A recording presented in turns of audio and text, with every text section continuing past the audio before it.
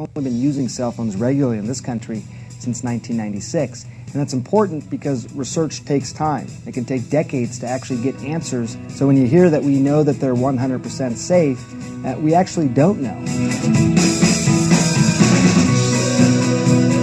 We're talking about something known as non-ionizing radiation. That's different than what comes out of an X-ray machine, for example, which is ionizing radiation. What a lot of scientists will use to describe it, they're saying it sort of causes a heating up of the brain, much like an egg, for example, that's being cooked. So we don't know how long it takes to actually get those effects, but we know people use their cell phones more than ever.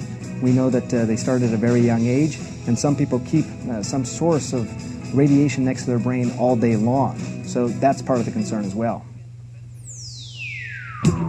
Most people, including myself, don't always read the inserts that come with devices. But if you were to, on a BlackBerry Bold, for example, you'd find that it actually tells you in the manual to keep this about an inch, 0.98 inches away from your head. I don't know how many people talk on the phone like this, but that's essentially what they're asking you to do. With an iPhone, for example, it's 5/8 of an inch. So if you read those manuals closely, you'll see that that's what they're asking you to do, and it's also part of the reason that they give you earpieces to wear instead of holding the phone to your ear. Your phone is not always emitting the same level. In those really tough times when you're really struggling with your phone, which I do all the time, you're in a bad cell area, you're not getting good reception, your phone's actually working harder. It sends signals back and forth to the nearest tower, but if your phone's not working well, it means it's sending more of those signals, more of that energy, and more of that radiation.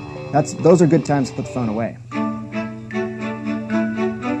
It does appear that children's brains are more vulnerable. Their skulls are just thinner. So when you talk about the radiation, it's easier to get through because of those thin skulls.